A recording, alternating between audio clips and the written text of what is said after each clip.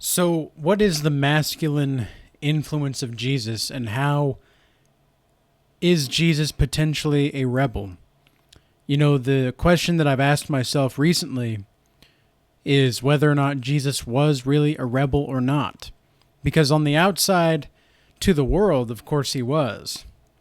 But if he is the way, the life, and the truth, then how could that possibly be a rebel of some kind in which there's a distinct recollection and torrent of truth being bestowed upon the civilization? And how is it that it is almost as if the entire universe and all of the pain and all of the essence of life itself can be captured in Jesus dying on the cross itself? How exactly is such a figure capable of making such an impact in the world? It's almost as if it's the power of the artist, in some sense, to awaken the souls of other people. You know how you look at a beautiful piece of art and somehow it just speaks to your soul in some way? Well, that's a bit like the story of Christ, but it's amazing to me how it's almost as if the story of Christ itself is enough to impact people's lives for better or for worse. Just hearing about Jesus will impact somebody's life in a very profound way. Like there's really no in between with Jesus, it seems. And so something I want to read is from Matthew 16:25. It says, "For whosoever will save his life shall lose it, and whosoever will lose his life for my sake shall find it." And then it goes on into 26. "For what is a man profited if he shall gain the whole world and lose his own soul? Or what shall a man give in exchange for his soul? For the Son of Man shall come in the glory of the Father with his angels, and then he shall reward every man according to his works." So you're going to be rewarded based off of how you work for the glory of God.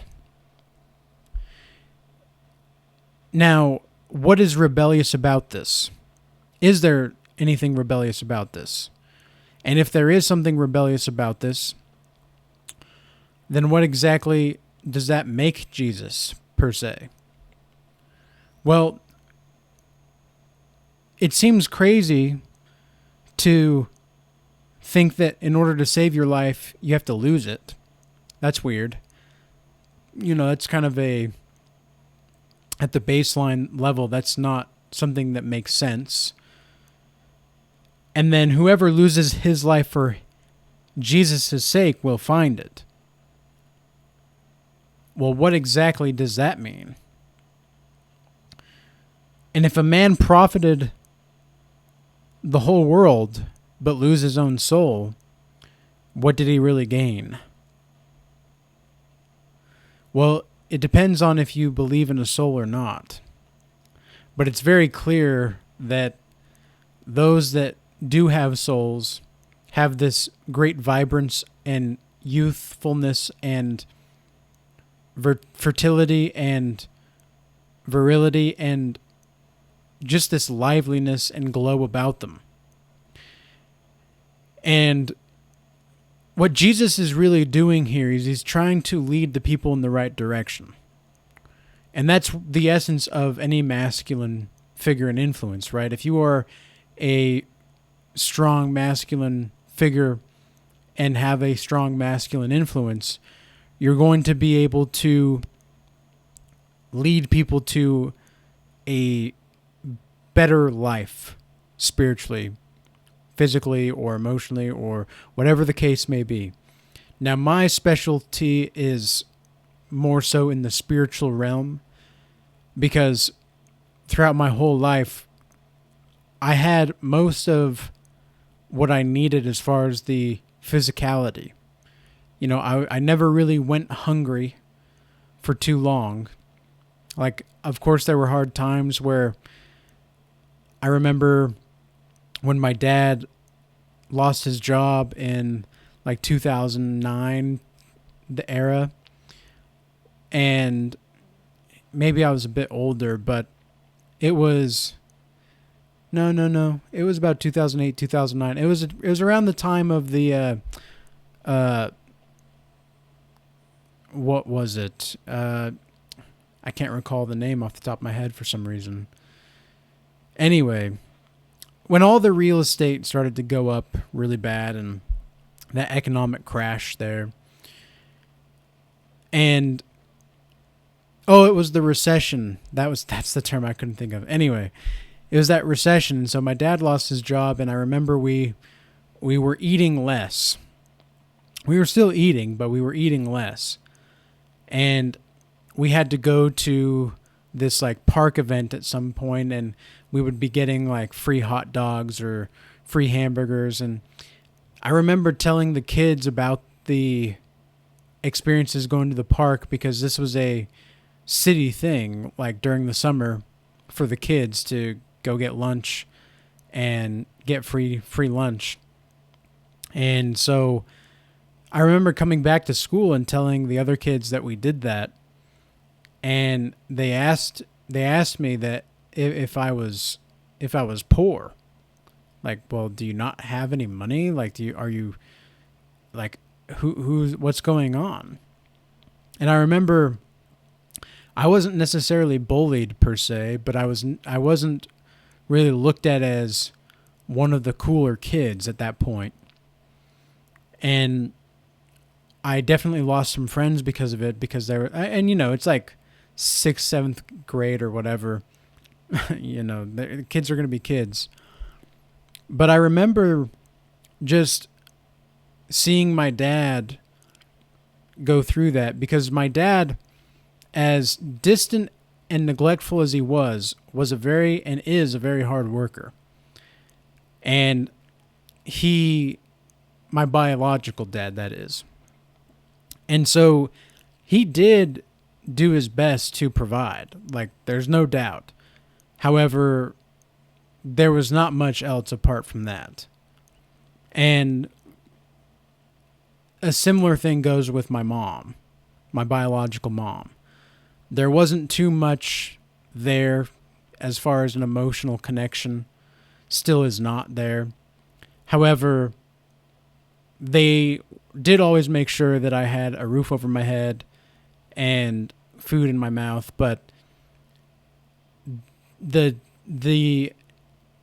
it's still like the negligence of any soulful aspect of life.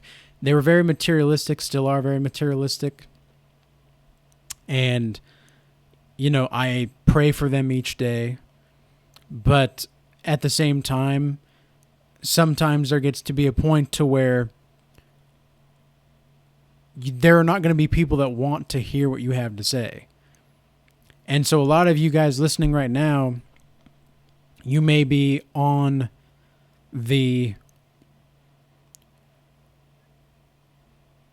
precipice of a distancing between yourself and your family. And this is exactly what Jesus is saying in these scriptures. He is saying that sometimes you're going to have to lose things in order to gain your soul back. You may have the world. You may have food in your mouth. You may have your friends. You may have all of these options for you available. You may have all the women in your life that you want. You may have all of the options for men that you want in your life. But are you fulfilled? Are you truly fulfilled? And if not, then why? Now, that's a very rebellious thing to say. I mean, think about that. Think about that for a second. Because in today's society, and really in all of the societies, conquering land and trying to get power socially, economically, has always been the forefront of the messages to the youth. And it was to me. I mean, I think back to now, like, why did I even go to college in the first place? Like, why did I go to college? Was it to get an education? Like, really? Was it to get an education, or was it to satisfy the pressure from my peers and my family and from all of these other people that had expectations of me? And when I think about it, it was more so because I did want to get the education, because once I was there, I was actually studying what I wanted to study, even though everybody thought that I was crazy. I studied philosophy in college, and I was told, like, what are you doing, man? Like, what are you doing? There's going to be no jobs available with this kind of thing. You're not going to be able to do what you want to do with a philosophy degree. It's like, well, maybe so. Maybe you're right. But at least if I'm going to pay a certain amount of money to get this piece of paper, I'm going to study what I actually want to study. And that was philosophy. And I do not think that I think that if I didn't study philosophy, I wouldn't be doing these YouTube videos. And so, in a sense, I was rebellious, but not in a violent way, not in a way that would harm anybody else. Maybe it would just harm their expectations and their elusive projections of me. But that was the only thing that I rebelled against. And so, something that I'm reminded of, something David Bowie says. He says, to be an artist is to be dysfunctional. And in some sense, in order to live a fulfilled life, you have to be an artist. I genuinely believe that. And Jesus was an artist in his own way. He was a craftsman. And yet all of these stories that we read about, his whole life was not just a metaphor, but it was a place and time where the metaphors, the symbols, the parables, everything, the narrative of God and the physical reality of God all touched together. And so that in of itself was almost rebellious. I mean, to think that God became a man and was a man and is a man. For what exact purpose did he do that? Like, why? And why is it that having such a masculine influence is so imperative to being able to save your soul as a man and being able to lead other women to save their souls? I had a dream the other night where there was a bunch of women coming to me with questions, and we were fighting these bugs, like these bug-infested levels of, like, almost like the Hunger Games. And I was the leader of these women at the time. And the women were curious about me because I was giving them something that they'd never knew they were missing before. And we ended up, like, beating all of the bugs, like this bug-infested level. And then we moved on to the next level, and that was pretty much the end of the dream. But it showed me that women are also just not being led properly in today's modern world. And I said this in a consultation the other day, and it still rings true to me, so I'll say it again. It's that the best thing that women know how to do is lead men to hell whenever they lead. Whenever a woman is leading in the relationship, she leads the man to hell. And it's not her fault. It's just that she's just not biologically built for that kind of stuff. And these effeminate men, my goodness. I was at the coffee shop this morning, and this guy was obviously a member of the alphabet people. Just had this like you look at him and you see a biological male,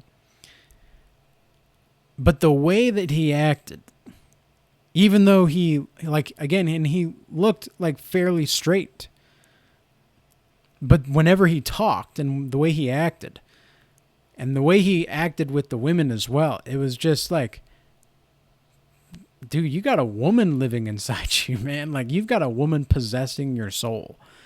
And it made me start to think about what it actually means for a lot of these people that are members of the letter people community.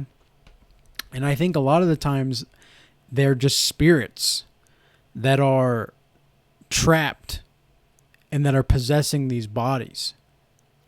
I'm not saying that,